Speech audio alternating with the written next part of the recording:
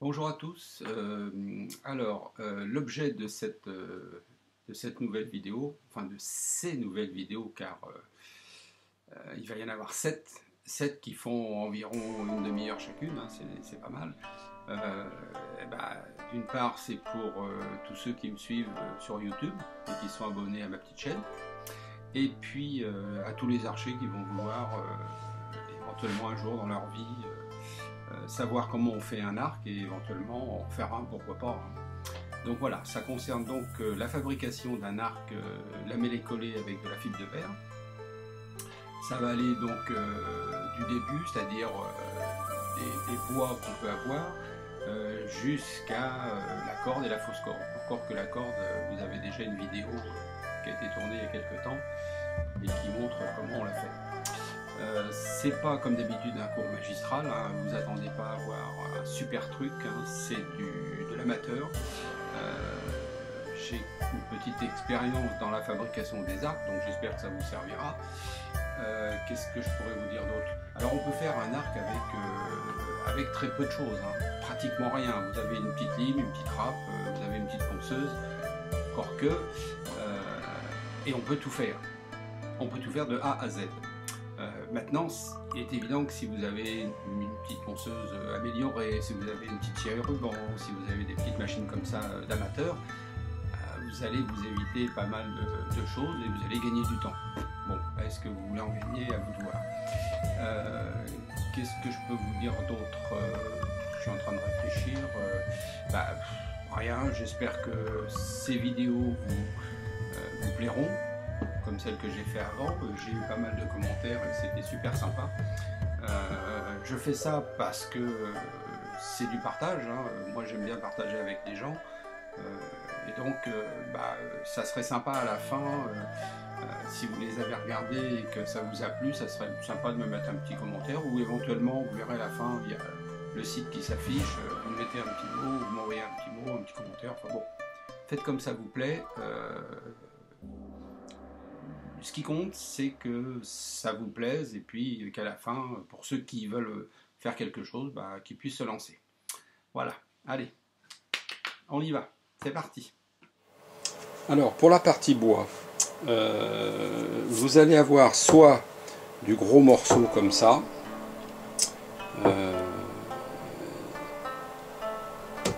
dans lequel vous allez pouvoir faire soit des carrelets comme celui-là pour poignée, soit des âmes comme ça, soit vous allez acheter directement des poignées, hein, qui s'achètent sur des sites américains, français, enfin où vous voulez, la même chose pour ça. Soit vous achetez ça directement aussi sur les mêmes sites, genre Bingham, soit vous allez à la bambouserie Red Anduse par exemple et vous achetez du beau bambou comme celui-là, que vous allez refendre, non pas à la scie, mais avec une hache et un marteau, hein, afin que la coupe se suive toute seule. Ça se fend très bien. Ensuite, vous allez obtenir ce genre de morceau. Et ce morceau-là, il va falloir, soit si vous l'utilisez sur un arc tout bois par exemple, garder tout ça et ne façonner que la partie en dessous. Soit vous allez en faire des âmes comme ça, qui vont vous permettre de faire votre arc. Donc voilà ce qui est pour le bois.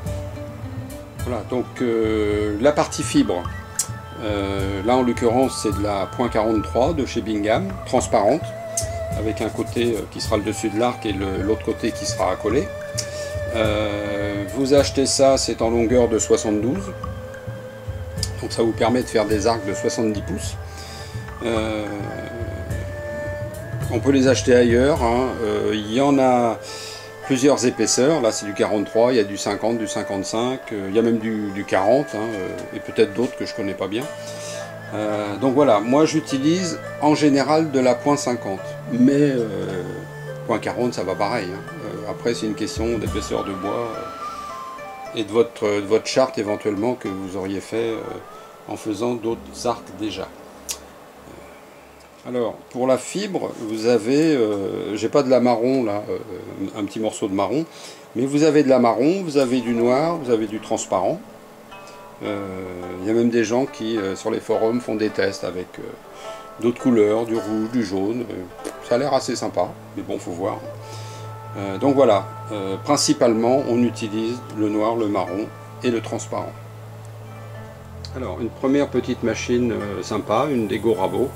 Sur le dessus, vous faites une première partie bien plane, et ensuite on passe dans la seconde partie en dessous, qui va faire le rabot, qui va mettre l'autre côté bien parallèle et bien plane. On va utiliser ça surtout pour les poignets. Pour les âmes, c'est pas le top. On peut éventuellement faire la première opération comme je vous ai dit, mais ensuite éventuellement aller déligner des âmes sur une scie à ruban ou éventuellement une scie circulaire. Voilà, ensuite vous avez une autre petite machine qui est une ponceuse à rouleau qui est super intéressante. Vous allez pouvoir faire les âmes bien parallèles sur toute la longueur.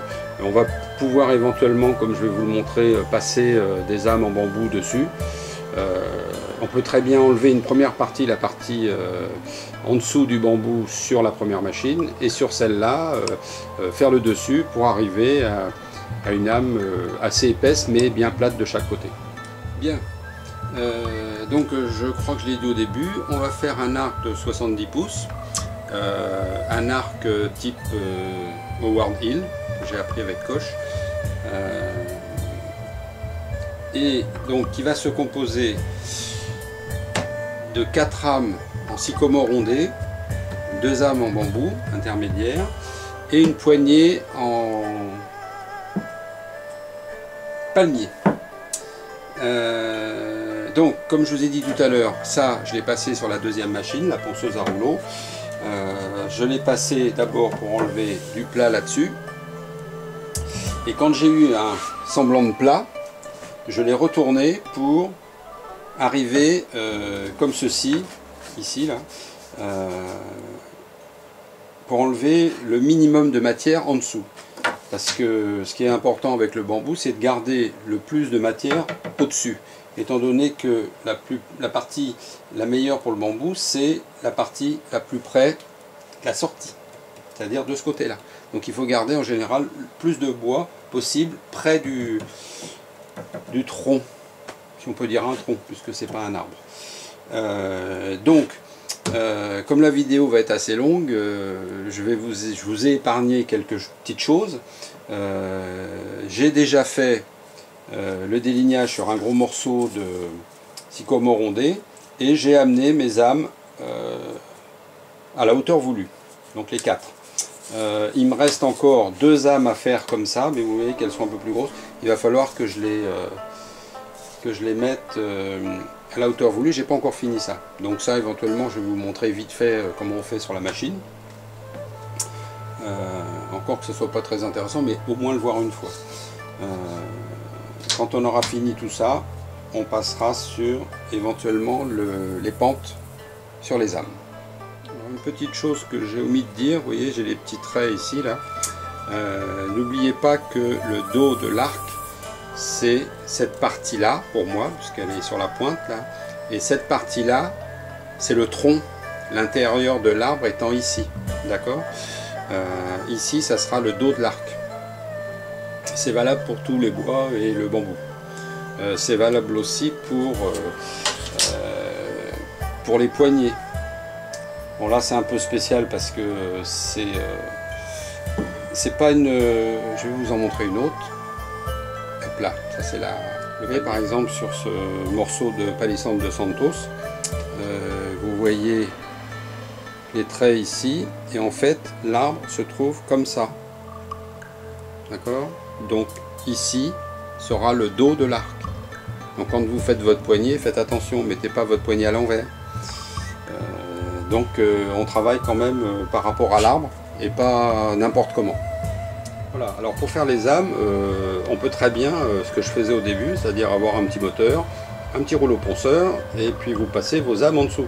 Alors l'astuce c'est de pouvoir monter les âmes ou descendre le moteur pour pouvoir abaisser l'épaisseur des âmes. Donc ça c'est une première machine, ça coûte pas cher, je sais pas, 50 € un moteur. Voilà, pour une centaine d'euros, vous avez ça et vous faites vos âmes facilement. D'ailleurs, on pourra même utiliser le gabarit avec sans problème. Voilà. Après, pour ceux qui ont les moyens, on peut acheter ce genre de petite machine. C'est pas la peine de prendre la plus grosse. Celle-ci va très bien. Et donc, rouleau ponceur, et on passe les âmes en dessous. En plus, vous avez un petit moteur ici qui fait une avance automatique.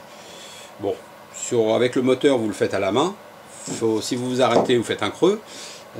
Avec ça, bon, faut le tenir aussi parce que des fois, si on descend un peu trop, ça force et ça peut s'arrêter. Mais c'est quand même plus facile avec ça. Bon.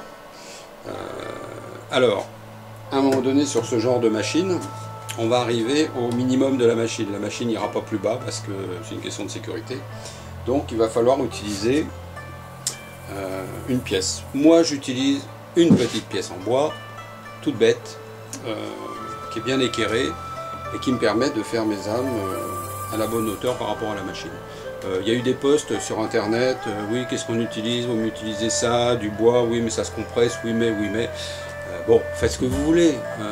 À l'usage, vous verrez si ça fonctionne bien. Je contrôle mes épaisseurs, elles sont pareilles partout avec un morceau de. Je crois que c'est un morceau, vous savez, c'est pour le truc d'humidité, là. Des plateaux d'humidité. Voilà, bon, ça tient bien. Après, chacun fait ce qu'il veut. Voilà, on va pas utiliser de la pellicule pour rien, mais je vais quand même vous montrer. Je vais allumer la machine, je vais allumer le rouleau automatique et j'allume l'aspirateur, bien sûr. Parce que sans l'aspirateur, c'est pas bon pour nos petits poumons.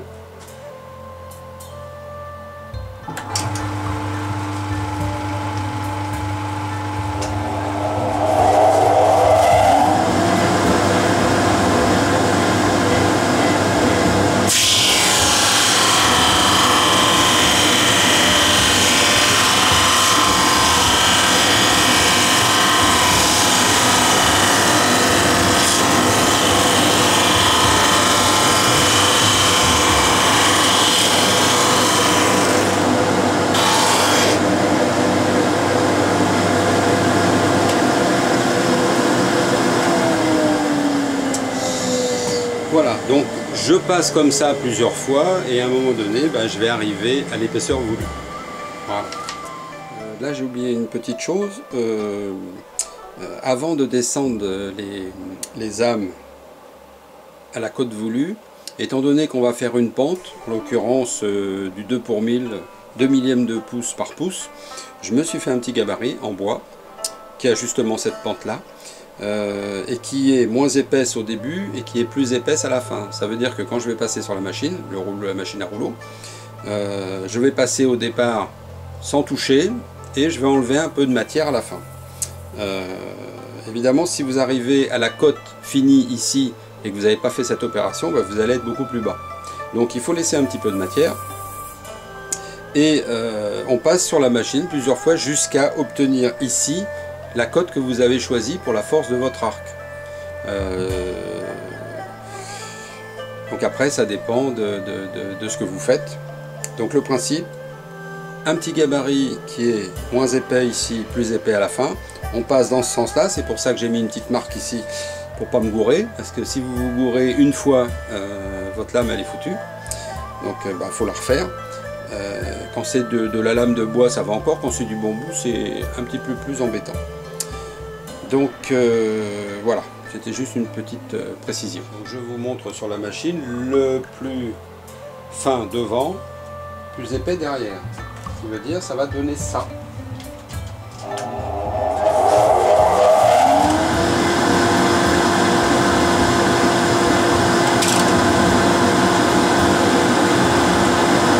Rien au début. Comme le gabarit est plus épais derrière, ça va commencer à enlever du bois.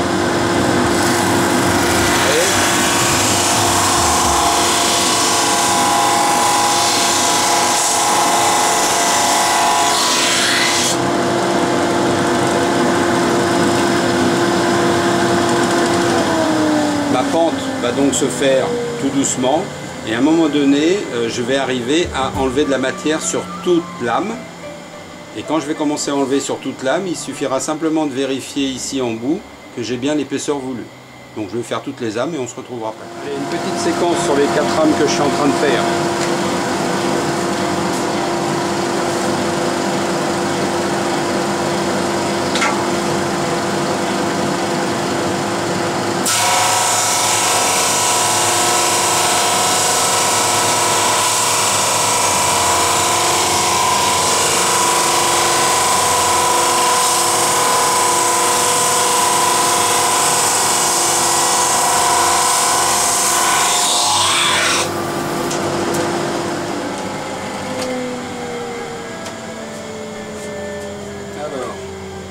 Je vérifie.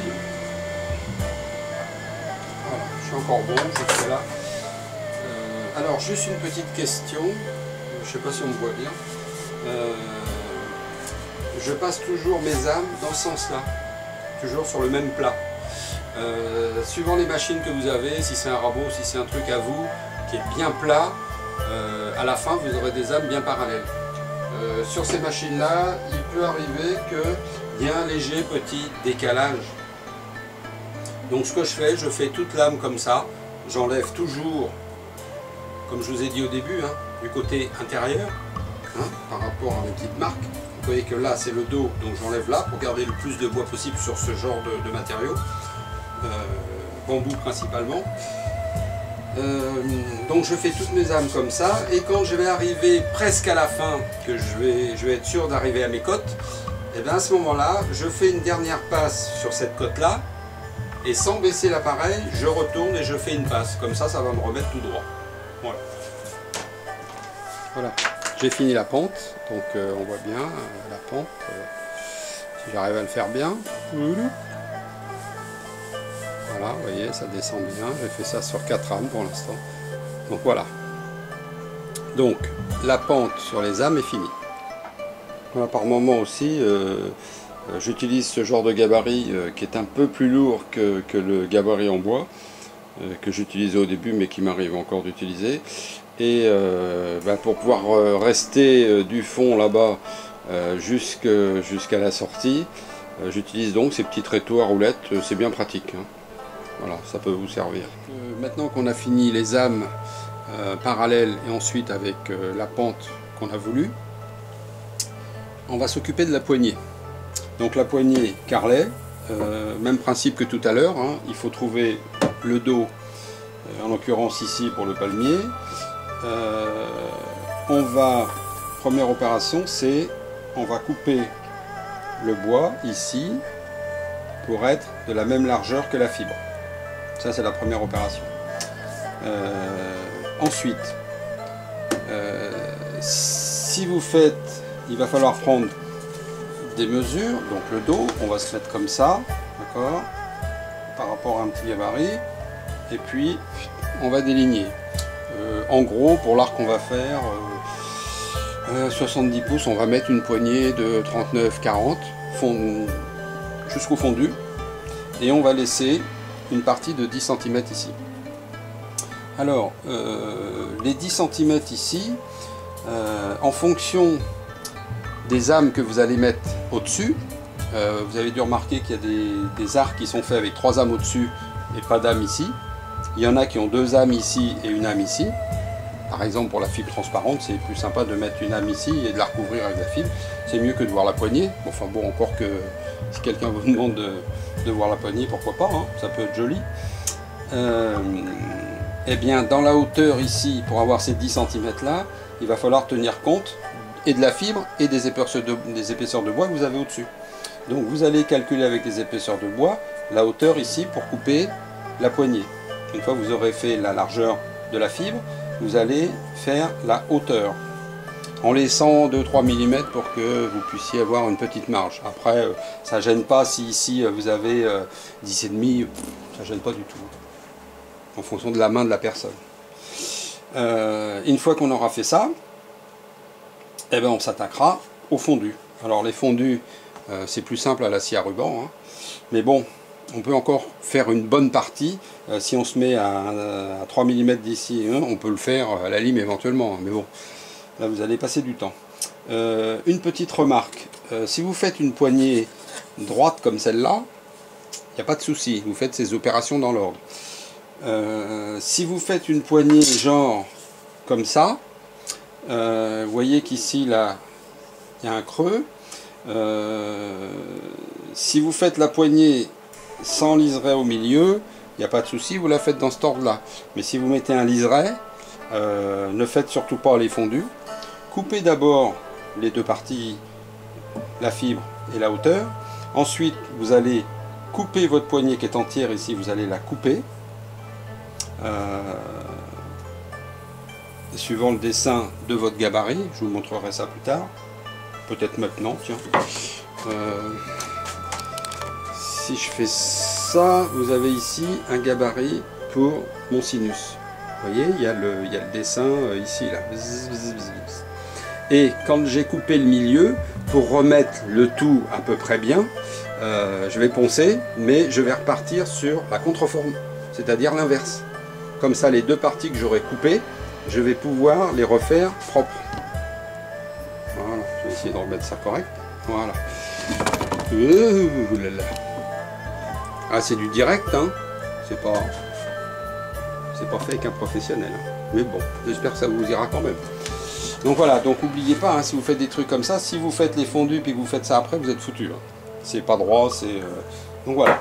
Donc en l'occurrence, ce qu'on va faire nous, c'est ça. Donc, je récapépète. On fait d'abord ce côté-là, on fait la hauteur après avoir calculé en fonction des âmes et de la hauteur de la poignée qu'on veut faire, hein, sur la main de la personne. Et ensuite, on va couper le fondu. Donc pour l'instant, je vais aller équerrer ça sur la ponceuse, hein, de ce côté-là et de ce côté-là, déjà pour faire propre. Et ensuite, à la scie à ruban, je vais couper les deux parties. Après les petits calculs, bien sûr. Voilà, un petit coup de crayon pour être sûr que sur la scie à ruban, on va bien suivre le trait, que la lame, des fois si elle est un peu usée, on peut bouger. Donc on s'en aperçoit pas toujours à l'œil nu. Donc là j'ai fait le côté de ma fibre. Hein. Voilà. Donc vous voyez, il y a de la paraffine sur les bouts, hein, pour éviter que ça pète. Donc mon dos, je l'ai marqué là, puisque je vais couper des parties, donc après je ne vais plus savoir, il va falloir que je regarde. Donc le dos étant là, j'ai besoin de la largeur de la fibre. Voilà. Donc là c'est pareil, hein, avant de couper, on a déjà fait le trait pour éviter que la lame, si la lame s'en va, qu'on puisse le voir. Mais vérifiez les écarages, hein. Des fois la lame ça peut bouger, vous avez fait quelque chose, donc vérifiez que la lame est bien droite avant de commencer.